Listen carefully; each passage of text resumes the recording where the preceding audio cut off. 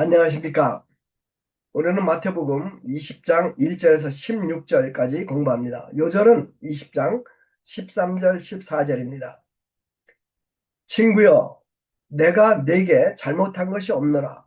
내가 나와 한 데나리온의 약속을 하지 아니하였느냐. 네 것이나 가지고 가라. 나중에 온 이 사람에게 너와 같이 주는 것이 내 뜻이니라. 오늘이 낮이 가장 길다는 하지입니다. 하지는 날이 일찍 밝습니다. 그리고 늦게까지 환합니다. 사람들은 오랫동안 밭에서 일을 할 수가 있습니다. 오늘 말씀은 포도원 품꾼의 비유입니다. 그런데 주인이 새벽 일찍 나가서 일꾼들을 포도원으로 보낸 것을 보면 그날이 바로 하지였던 것 같습니다. 그래서 오늘 우리는 성경에서 하진날 일어난 일을 비유로 공부하고자 합니다. 예수님은 천국을 포도원 품꾼을 구하는 집주인에게 비유하셨습니다. 천국은 하나님께서 다스리는 나라입니다.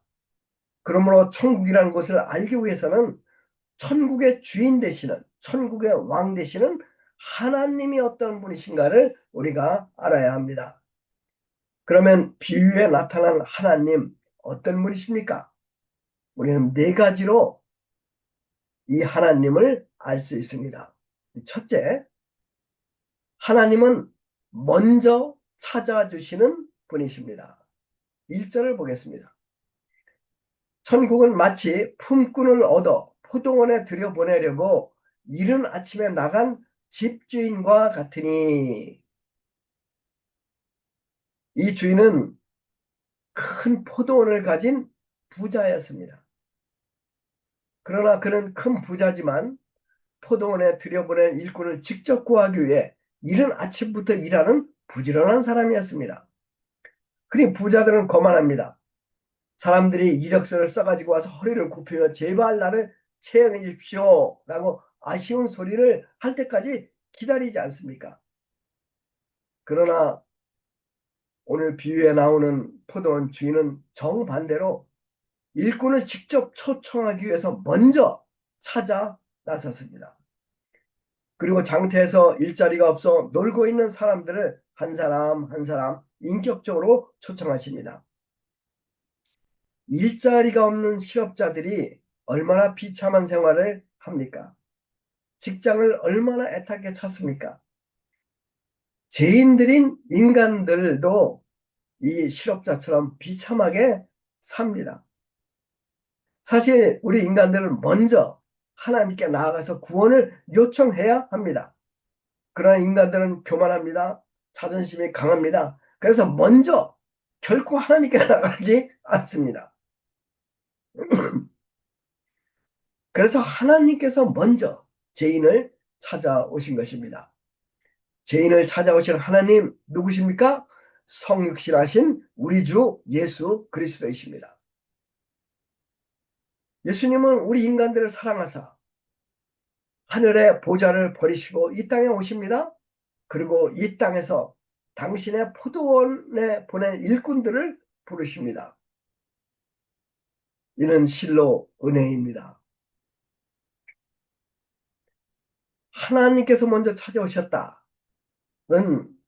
이것은 특히 마태복음을 쓴 마태에게 있어서 특별한 의미가 있었습니다. 마태 어떤 사람이었습니까? 민족 배반자로 낙인 찍힌 로마를 위해서 일하는 세리였습니다. 아무도 그를 초청하지 않습니다. 심지어 그와 말하는 것조차 꺼려했습니다. 그와 함께 식사도 하지 않았습니다. 그는 돈은 많았습니다. 그러나 친구가 없습니다. 고독할 수밖에 없었습니다. 그런데 하나님의 아들 예수님께서 그를 먼저 찾아오십니다. 그리고 나를 쫓으라고 초청하십니다. 우리 하나님 어떤 분이십니까? 죄인들을 먼저 찾아오시는 분이십니다. 둘째, 하나님은 사명을 주시는 분이십니다. 2절을 보십시오. 새벽 6시에 포도원 주인은 한 데나리온씩 품꾼들과 약속하여 포도원에 들여보냈습니다.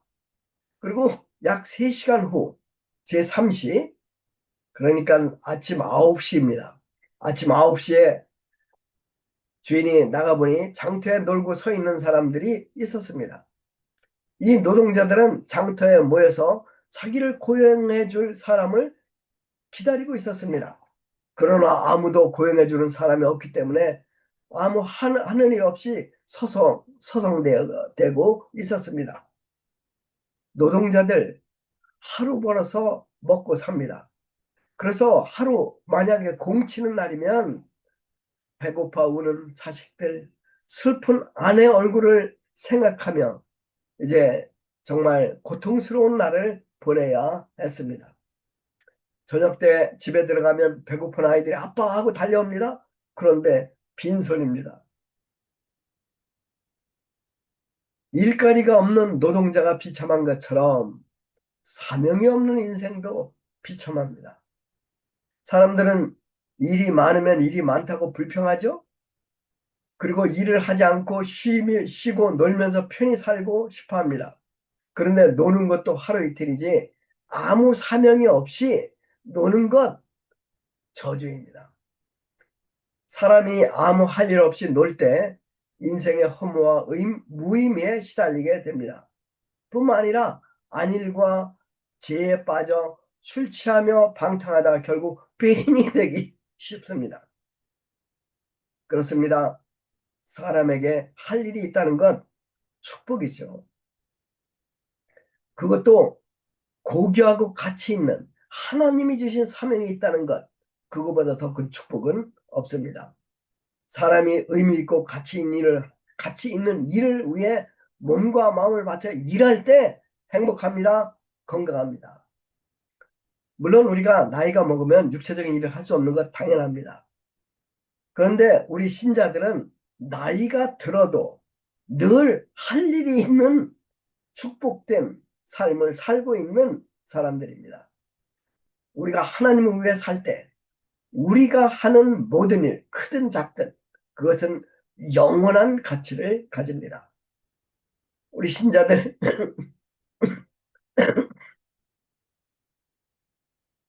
늘 기도할 수 있지 않습니까? 우리 신자들은 늘 찬양할 수 있지 않습니까?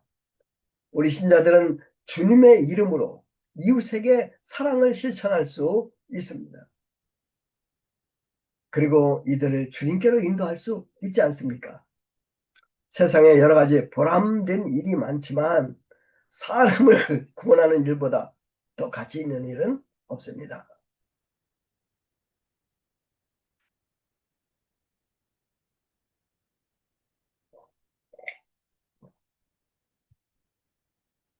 사절을 보십시오. 너희도 포도원에 들어가서 일하라. 내가 너희에게 상당하게 주리라. 포도원 주인은 할 일 없어 놀고 있는 품꾼들에게 사명을 줍니다.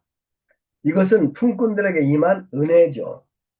그런데 우리가 여기서 주의해서 볼 것이 있습니다. 그것은 주인이 그들에게 구체적으로 얼마를 주겠다고 하는 약속을 하지 않았다는 것입니다. 그런데 품꾼들은 주인의 인격을 믿습니다.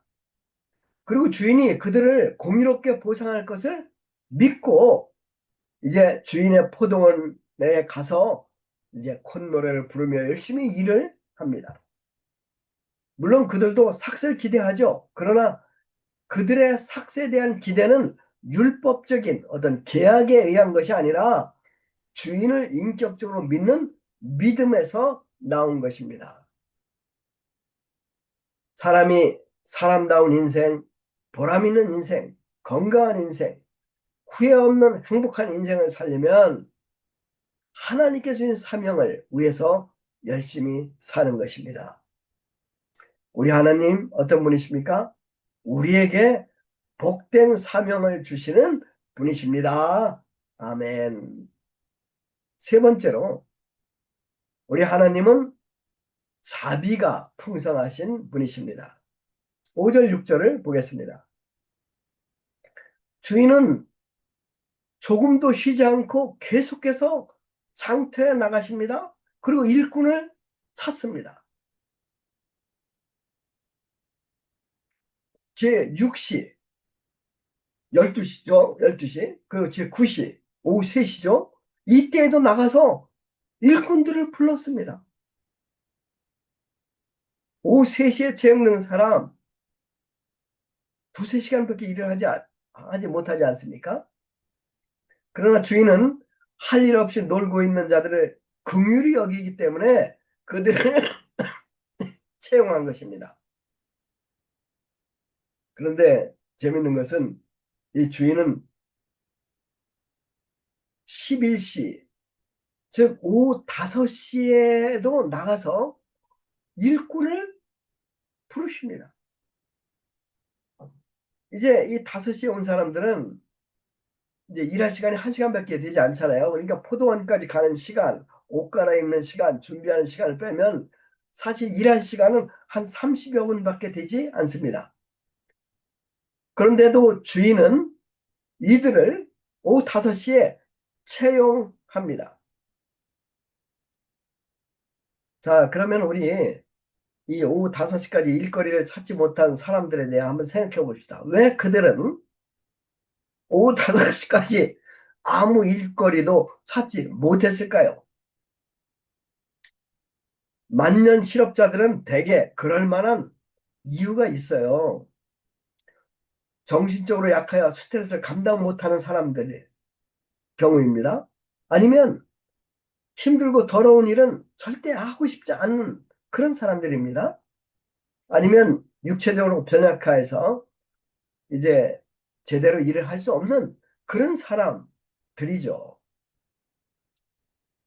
제가 독일에 있을 때 이제 학생 때 이제 방학 때 이제 공장에서 이제 그 학생으로서 일을 할 수가 있어요. 그래갖고 보시라는 아주 유명한 회사에 이제 이 방학 때 일을 하려고 이제 이력서를 내고 이제 면접을 봤어요.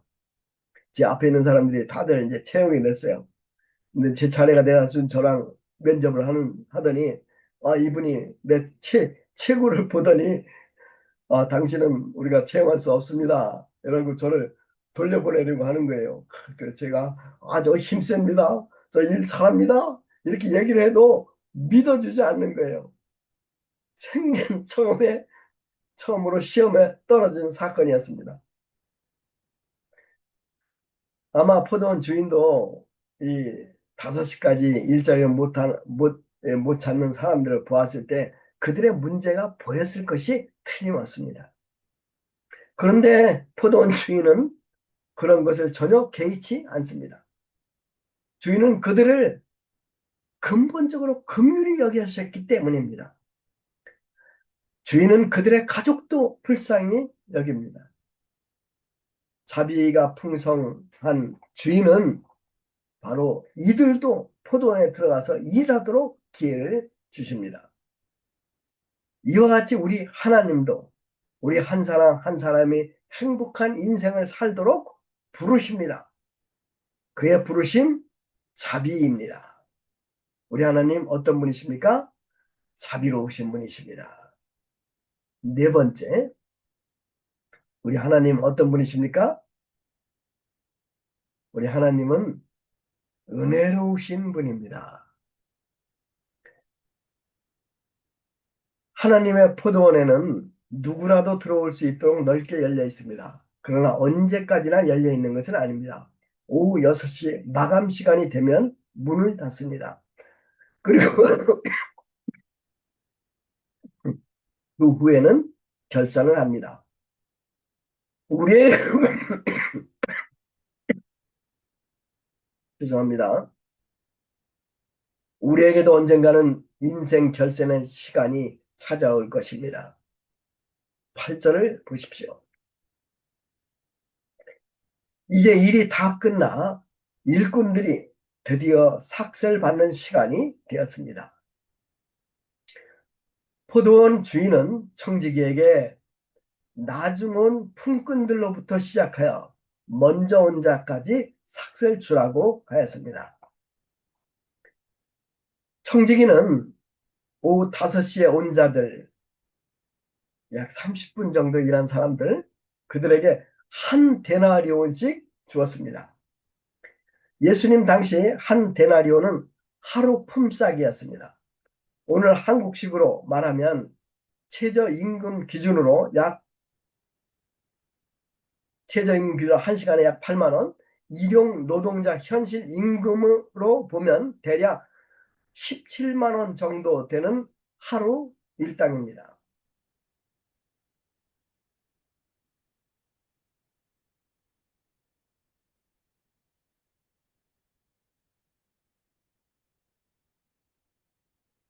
그들은 30여 분밖에 일하지 않았으므로 이제 한 10,000원 정도만 주어도 됩니다.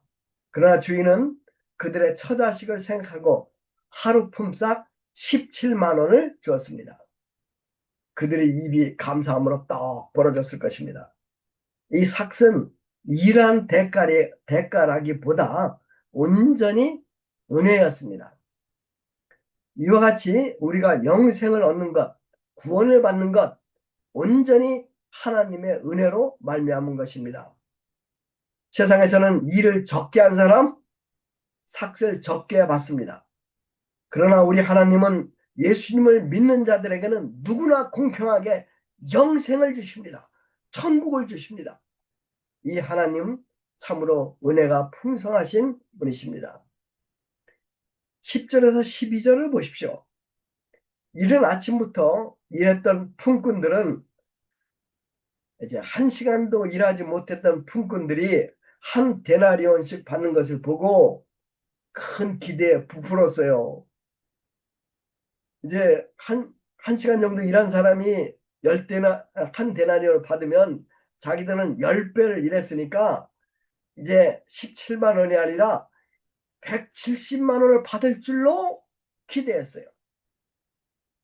그러나 청지기는 이들에게도 한 데나리온씩 주었습니다.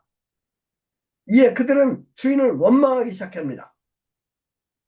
나중 온 사람들은 1시간만 일하였거늘 저희를 종일 수고와 더위를 견딘 우리와 같게 하였나이다.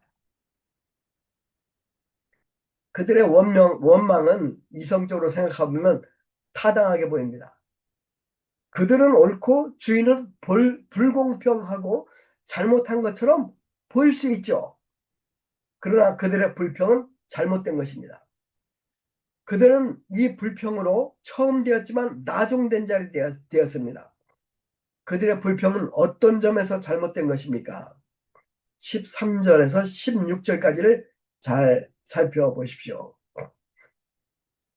주인이 그 중에 한 사람에게 대답하여 가로되 친구여 내가 네게 잘못한 것이 없노라. 네가 나와 한 데나리온의 약속을 하지 아니하였느냐. 네 것이나 가지고 가라. 나중에 온 이 사람에게 너와 같이 주는 것이 내 뜻이니라. 내 것을 가지고 내 뜻대로 할 것이 아니냐. 내가 선함으로 내가 악하게 보느냐. 이와 같이 나중된 자로서 먼저 되고 먼저 된 자로서 나중되리라. 주인은 불평하는 그들에게 소리를 지르지 않습니다. 그리고 한 사람씩 친구여 라고 부르며 그들의 잘못을 인격적으로 지적해 줍니다. 주인, 그들을 친구로 하고 생각합니다. 무슨 말이에요? 주인은 그들을 사랑합니다. 그러나 그들은 주인과의 계약적인 관계로밖에 생각하지 않았습니다. 마치 탕자에 비유해서 아버지 집에서 아버지의 사랑을 느끼지 못하고 일꾼처럼 일하던 마다들과 같습니다. 친구의 마음을 압니다. 그러나 그들은 주인의 마음을 전혀 알지 못했습니다. 그들을 고용한 것도 또 삭도 사실은 주인이 그들을 사랑해서 베푼 은혜라는 것도 그들은 알지 못했습니다.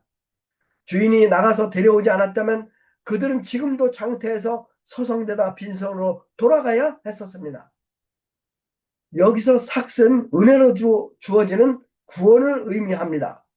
구원은 인간의 노력과 의지로 얻을 수 있는 것이 아닙니다. 온전히 은혜로 주어지는 것이 아닙니까? 그들은 일찍 왔기 때문에 주인과 관계성이 깊습니다. 또 늦게 온 자들이 허랑방탕하며 놀 때 포도원에서 의미 있고 가치 있는 일을 하며 열매를 맺었습니다. 그러므로 그들은 그 자체로 더 많은 상급을 받은 자들입니다. 그리고 약속한 삭도 받았습니다. 그러나 그들은 이것을 알지 못합니다. 그리고 불평합니다. 여러분, 오늘날도 이런 신자들이 의외로 많다는 것을 아십니까? 요한복음 15장 15절을 읽어보십시오.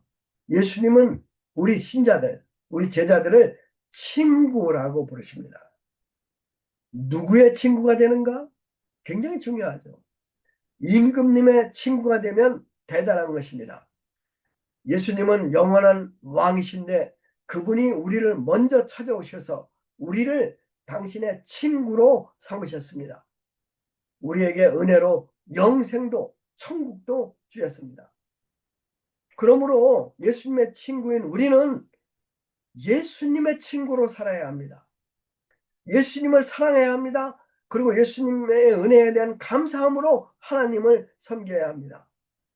그런데 많은 사람들이, 많은 신자들이 율법적인 신앙생활을 하며 인상을 쓰며 살고 있습니다. 예수님은 우리가 당신의 친구로 살기를, 은혜로 살기를, 사랑으로 살기를, 감사하며 살기를 정말 원하십니다.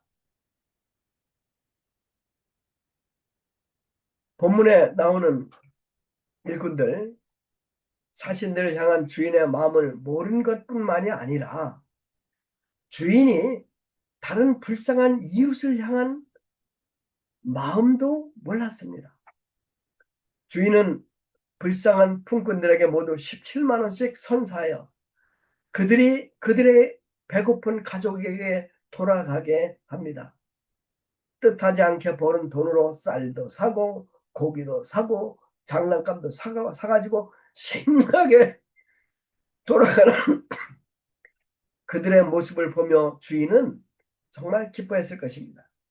그러나 먼저 온 그들은 오히려 화를 냅니다. 주인의 기쁨에 동참하지 않습니다. 만일 주인이 그들에게 10,000원만 주었다면 그들은 상대적으로 기뻐했을 거예요. 그들은 이웃에 대한 사랑이 없었습니다. 16절 우리 다 같이 한번 읽어봅시다. 이와 같이 나중된 자로서 먼저 되고 먼저 된 자로서 나중되리라. 여기서 우리는 누가 천국에서 먼저 된 자, 곧 큰 자가 되는가를 배웁니다. 천국에서 누가 큰 자입니까? 친구 대신 예수님의 마음을 아는 자들입니다. 우리가 받은 모든 것이 은혜라는 것을 깨닫는 자들입니다. 예수님의 친구가 되어서 예수님을 사랑하는 자들입니다. 예수님께서 우리에게 두신 신뢰와 사랑을 아는 자들이 바로 천국에서 큰 자들입니다. 무엇보다 예수님의 마음을 품고 이웃을 불쌍히 여기고 사랑하는 것입니다. 여러분, 우리는 언젠가 우리 인생을 결산할 때가 옵니다. 그때 내가 어떤 자로 예수님으로부터 인정받는가 하는 것 굉장히 중요합니다. 현재 먼저 된 자들이 그때 나중된 자들이 될 수 있다는 것을 여러분 기억하고 우리의 현재의 삶을 정말 진지하게 살아야 되겠습니다. 먼저 되는가 나중 되는가 하는 것 어디에 달렸습니까? 전적으로 예수님과의 관계성의 깊이에 따라 달라지는 것입니다. 사랑하는 성도 여러분, 예수님의 친구로 사십시오. 아멘. 기도하겠습니다. 예수님, 저를 찾아오셔서 저의 친구가 되어주신 것을 감사합니다. 저에게 영생과 천국을 주신 것을 감사합니다. 저에게 사명을 주신 것 감사합니다. 주님, 제가 주님의 마음을 알고 주님의 친구로 이 땅에서 살 수 있도록 도와주십시오. 예수님의 이름으로 기도했습니다. 아멘.